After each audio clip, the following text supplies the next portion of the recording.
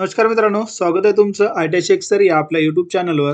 मित्रांनो, आजच्या व्हिडिओमध्ये आपण एमएपीएस क्लेम बाबत जे तुमच्या प्रॉब्लेम्स आहेत त्या प्रॉब्लेमचं सोल्युशन पाहणार आहोत। त्यासोबत आपण एमएपीएस क्लेम या ठिकाणी आता बंद होणार का, मार्च नंतर या एमएपीएस क्लेमचं काय होणार, मार्च मध्ये जर पैसे नाही आले मित्रांनो तर आपल्याला या ठिकाणी काय करावे लागणार, क्लेम स्टेटस पेंडिंग आहे, पेमेंट कधी येणार, अशा खूप साऱ्या अडचणी आहेत। त्यासोबत तुमचं या ठिकाणी क्लेम सबमिट करण्यासाठी अडचणी येत आहेत, अशा सर्व प्रश्नांची माहिती आपण या व्हिडिओमध्ये पाहणार आहोत। तुम्हाला एमएपीएस क्लेम बाबत अजून माहिती हवी असेल तर व्हिडिओ शेवटपर्यंत पहा, जेणेकरून तुम्हाला संपूर्ण आणि डिटेल्स मध्ये माहिती मिळेल। चला तर मग आजचा व्हिडिओ आपण या ठिकाणी स्टार्ट करूया।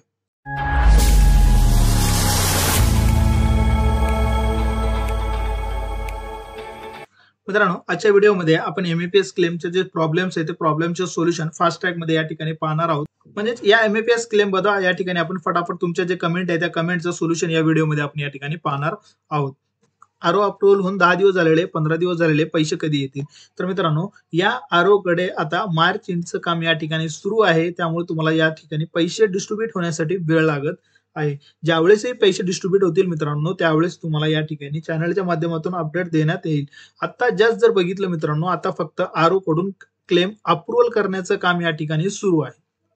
ज्या विद्यार्थ्यांचे क्लेम करेक्ट ॲक्युरेटपणे फिल केलेले त्या सर्व विद्यार्थ्यांना अप्रूव्हलचे मेसेज या ठिकाणी येत आहेत। पैसे जे डिस्ट्रीब्युटचं काम या ठिकाणी थोडंसं थांबवण्यात आलेलं आहे। त्याचं जर रिझन बघितलं तर या ठिकाणी मार्च एंड साठी जे पैसे आहेत ते पैसे थांबवण्यात आलेले आहे। ज्यावेळी एकदा मार्च एंडचं काम या ठिकाणी संपल्याच्या नंतर आरो कडून तुमचे जेवढे काही क्लेम ॲक्सेप्ट झालेले आहेत, क्लेम स्टेटस पेंडिंग मध्ये, त्या सर्वांचे पैसे या ठिकाणी डिस्ट्रीब्यूट होऊन जातील। त्यामुळे तुम्हाला या ठिकाणी काही न करता क्लेम स्टेटस जर तुमचा पेमेंट पेंडिंग जर असेल तर तुम्हाला काही गडबड करायची नाही, काही काम करायचं नाही। व्यवस्थित तुमचे जे काही पैसे आहेत ते 31 मार्चच्या अगोदर तुमच्या बँक खात्यामध्ये येऊन जातील। फक्त तुम्हाला थोडंसं वेळ या ठिकाणी द्यावं लागणार आहे।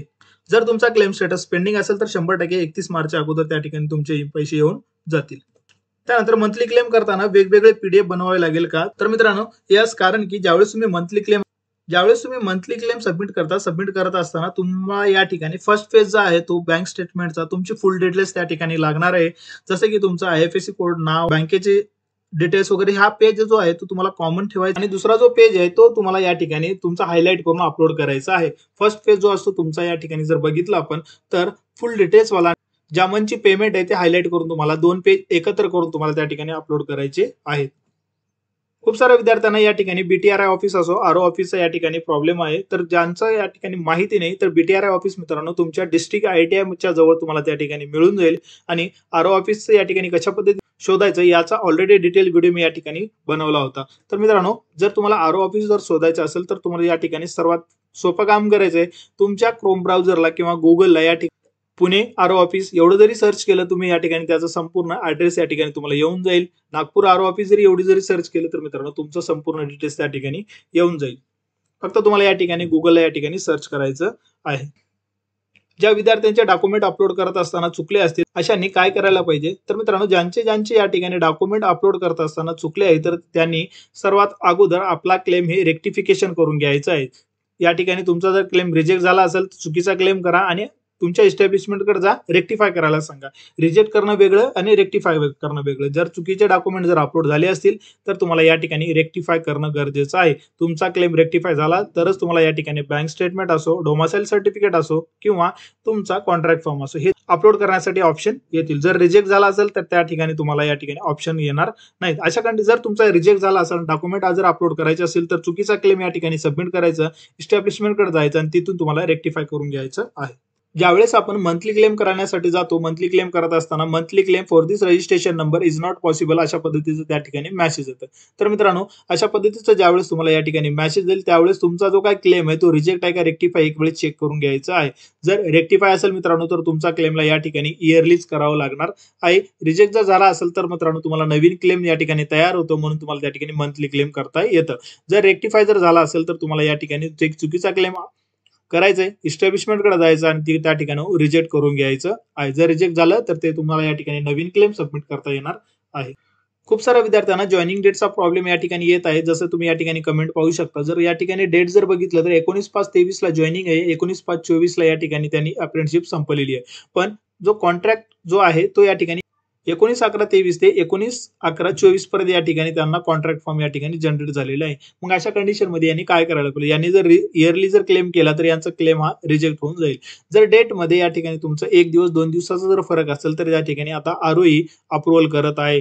पण या ठिकाणी अशा प्रकारचे जर 4-4, 5-5 महिन्याचा जर या ठिकाणी जर डिफरन्स असेल तर मित्रांनो तुमचा जो हा क्लेम आहे तो रिजेक्ट करण्याचं काम या ठिकाणी आरओ कडून चालू आहे. मग अशा कंडिशनमध्ये तुम्ही काय करायला पाहिजे?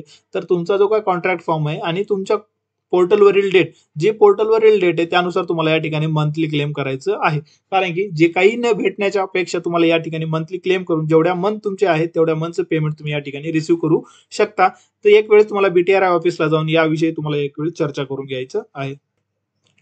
त्यानंतर डेली अशा प्रकारचे कमेंट्स या ठिकाणी आपल्याला भेटत असतात की आरओ अप्रूव्हल झालेले आहे, 25 दिवस झाले, 2 महिने झाले, 3 महिने झाले तरी अप्रूव्हल या ठिकाणी आपल्याला पैसे येत नाहीत. तुमचे जे पैसे आहेत ते या ठिकाणी मार्च एंडच्या अगोदर येऊन जातील. तुमचा जर क्लेम स्टेटस या ठिकाणी पेंडिंग जर असेल तर तुम्हाला काही करायचं गरज नाही. त्या तुमचे जे पैसे आहेत ते तुम्हाला या ठिकाणी ऑटोमॅटिक डीबीटीद्वारे तुमच्या बँक खात्यामध्ये मिळून जातील. फक्त कंडिशन एवढीच आहे, तुमचा क्लेमचा स्टेटस हा पेमेंट्स पेंडिंग मध्ये असणं गरजेचं आहे. जर क्लेम स्टेटस हा पेंडिंग मध्ये जर दाखवत असेल तर तुम्हाला या ठिकाणी काही न करता निवांत राहायचं. 31 मार्चच्या अगोदर तुमचे पैसे तुमच्या बँक खात्यामध्ये या ठिकाणी येऊन जातील. खूप साऱ्या विद्यार्थ्यांना लॉग इन प्रॉब्लेम येते, पासवर्ड विसरलेला आहे आणि खूप साऱ्या विद्यार्थ्यांना माहित नाही की लॉग इन युजर नेम काय असतो. तर मित्रांनो या ठिकाणी एमएपीएस पोर्टलवर युजर नेम जो असतो तुमचा तो अप्रेंटिसशिप रजिस्ट्रेशन नंबर असतो आणि पासवर्ड जो असतो तुम्ही जे रजिस्ट्रेशन करताना फिल केलेले ते असते. ज्यावेळेस तुम्ही फॉरगेट पासवर्ड करायला जाता, फॉरगेट पासवर्ड करत असताना या ठिकाणी तुम्हाला ओटीपीचा प्रॉब्लेम येत आहे. तर अशा कंडिशनमध्ये मित्रांनो तुम्हाला रात्रीच्या वेळेस या ठिकाणी तुम्हाला ओटीपीचा पाठ सेंड करायची आहे. जसे की 10, 12, 11च्या नंतर तुम्हाला या ठिकाणी जर ओटीपी सेंड केली तर अशा पद्धतीने तुम्हाला ओटीपी त्या ठिकाणी येणार आहे. खूप साऱ्या विद्यार्थ्यांचे प्रॉब्लेम मी स्वतः या ठिकाणी अशाच पद्धतीने सॉल्व्ह केलेले आहेत. फक्त दिवसामध्ये त्या ठिकाणी तुम्हाला ओटीपी न पाठवता 10च्या नंतर तुम्हाला या ठिकाणी ओटीपी सेंड करायची आहे. तुम्हाला त्या ठिकाणी ओटीपी येऊन जाईल आणि ओटीपी आल्याच्या नंतर तुमचा जो काय पासवर्ड आहे ते तुम्ही या ठिकाणी रिसेट करू शकता. त्यानंतर क्लेम स्टेटस रेक्टिफिकेशनचा या ठिकाणी खूप विद्यार्थ्यांना मेसेज येत आहे. रेक्टिफिकेशन म्हणजे आहे त्या क्लेम मध्ये त्या ठिकाणी दुरुस्ती करणं. आता या रेक्टिफिकेशन देणं म्हणजे या ठिकाणी आरओ असो किंवा एस्टॅब्लिशमेंट असो देण्याचं मुख्य कारण म्हणजे एक प्रिस्क्राइब्ड स्टायपन मध्ये तुम्ही व्यवस्थित पेमेंट जे आलेले आहे ते फिल केलेलं नसतं आणि दुसरं कारण या ठिकाणी तुमचे डॉक्युमेंट चुकीचे अपलोड केलेले आहेत म्हणून तुम्हाला त्या ठिकाणी रेक्टिफाय देण्यात आलेलं आहे. मग अशा कंडिशनमध्ये जे रिझन मेन्शन आहे ते चेक करायचं. चेक करून तुम्हाला जे रिझन दिलेले ते त्रुटी दूर करून तुम्हाला त्या ठिकाणी परत रिसबमिट करायचं आहे. त्यानंतर महत्त्वाचा प्रश्न या ठिकाणी खूप सारे विद्यार्थी विचारत असतात, एमएपीएस पोर्टल बंद होणार का? तर मित्रांनो एमएपीएस पोर्टल हे बंद होणार किंवा नाही होणार हे आताच आपल्याला सांगता येणार नाही. पण 2023चा या ठिकाणी जर आढावा घेतला, कारण की मी एक जवळपास 1.5 वर्षापासून या एमएपीएस पोर्टलवर काम करत असतो.